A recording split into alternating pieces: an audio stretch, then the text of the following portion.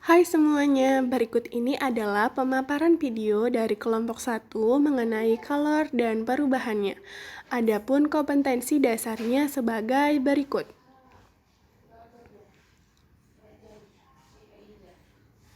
Adapun indikator pengetahuannya sebagai berikut.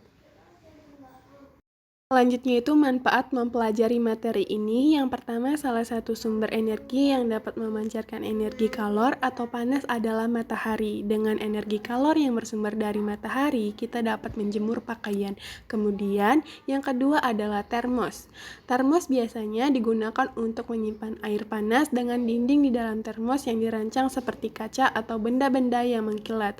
Maka kalor yang terdapat pada air panas tersebut tidak akan berpindah dengan cepat. Jadi termos merupakan alat yang memanfaatkan prinsip tentang energi kalor.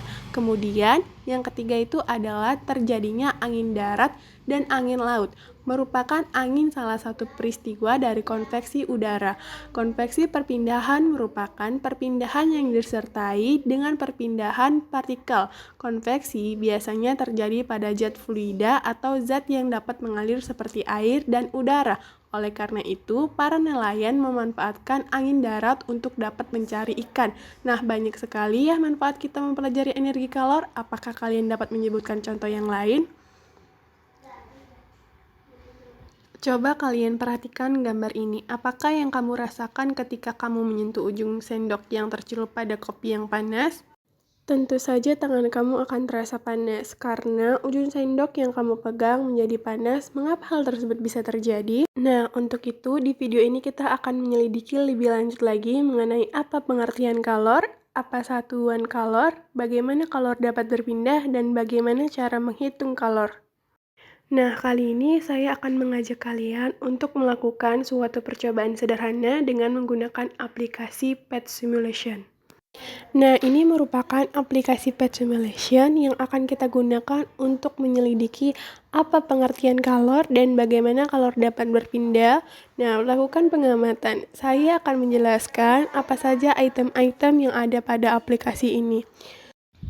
Yang pertama adalah di sini ada simbol termometer. Termometer ini dapat kita gunakan untuk mengamati kenaikan suhu yang terjadi pada suatu zat ketika dipanaskan. Kemudian, di sini ada dua jenis zat cair yang berbeda, yang pertama air dan yang kedua minyak. Kemudian, di sini ada zat padat yang berbeda juga, yaitu iron atau besi dan batu bata. Langsung saja di sini ada energi simbol. Kita harus menceklis bagian energi simbol untuk mengetahui seberapa besar energi kalor yang tersimpan pada suatu zat. Tentu saja ketika kita memberikan checklist pada energi simbol, maka akan terlihat perbedaan besar kecilnya energi kalor yang tersimpan pada suatu zat.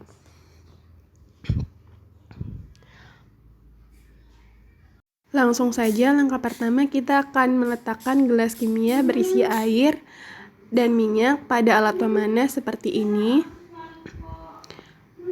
Kemudian letakkan termometer pada kedua zat untuk menyelidiki kenaikan suhu awal sebelum dipanaskan.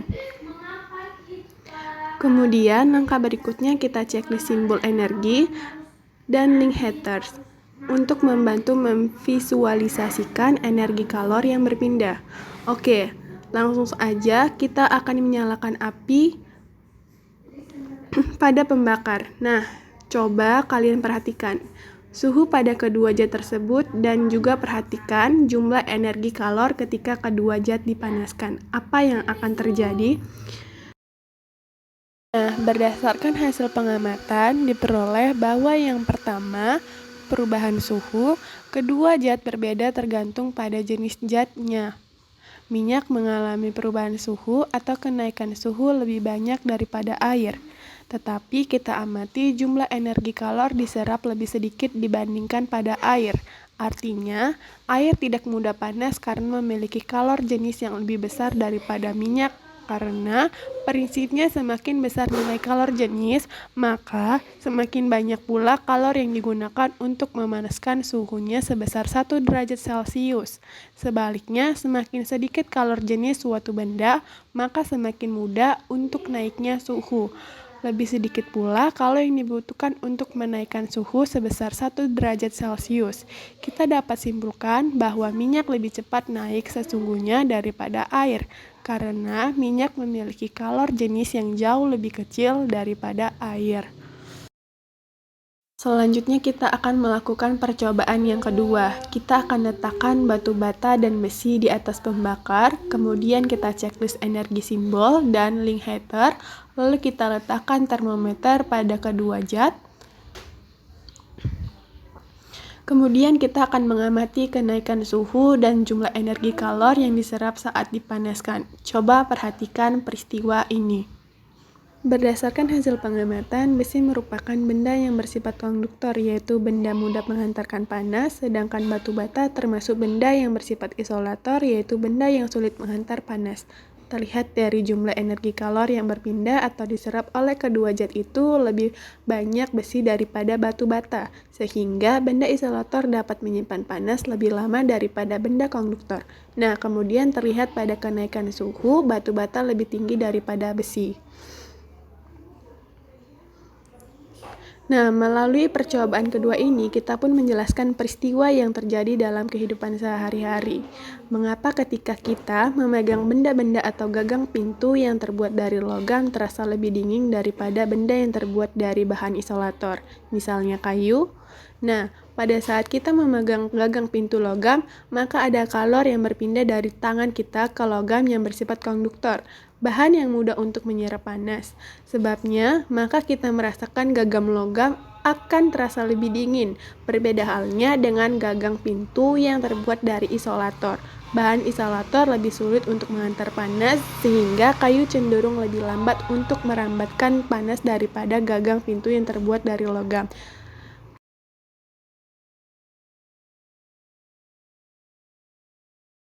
Kemudian pada pengamatan ketiga, kita letakkan air di atas pemanas, lalu kita masukkan besi ke dalam air, kemudian kita panaskan air tersebut. Coba kalian perhatikan apa yang terjadi pada besi yang dimasukkan ke dalam air yang dipanaskan. Ya, besi yang dimasukkan ke dalam air yang panas akan mendapatkan kalor dari air tersebut yang telah dipanaskan.